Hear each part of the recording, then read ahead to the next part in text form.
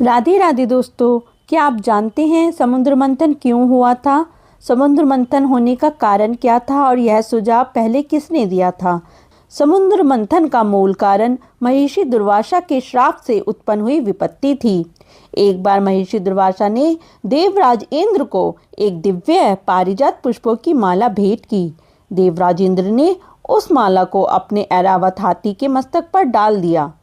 ऐरावत ने उस माला को अपनी सूंड से उठाकर फेंक दिया और पैरों से कुचल दिया। इंद्र के इस अहंकारी और अनादरपूर्ण व्यवहार से महिषी दुर्वासा अत्यंत क्रोधित हो गए।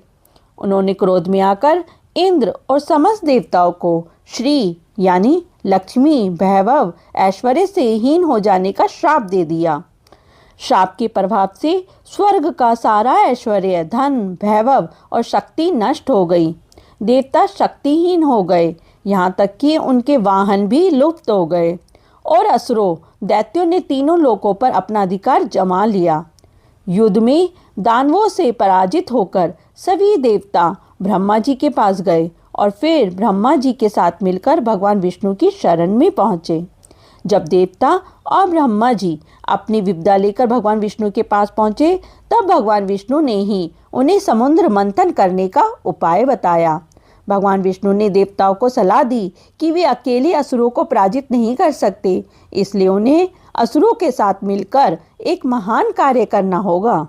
क्षीर सागर, दूध का महासागर का मंथन।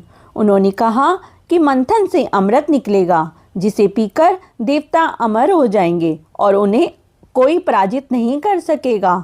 समुद्र मंथन का उद्देश्य था अमृत की प्राप्ति। मुख्य लक्ष्य अमृत को प्राप्त करना था, जिससे देवता अमर होकर अपनी शक्ति, वैभव पुनः प्राप्त कर सकें और असुरों को पराजित कर सकें। श्री देवी लक्ष्मी की पुनः प्राप्ति। श्राप के कारण जो ऐश्वर्य यानी देवी लक्ष्मी लुप्त हो गई थी, उन्हें वापस लाना देवी लक्ष्मी मंथन से ही प्रकट हुई थी। इस प्रकार समुद्र मंथन देवताओं के वैभव, ऐश्वर्य को लौटाने और उन्हें अमृत प्रदान करने के उद्देश्य से भगवान विष्णु के सुझाव पर किया गया एक महान पौराणिक कार्य था।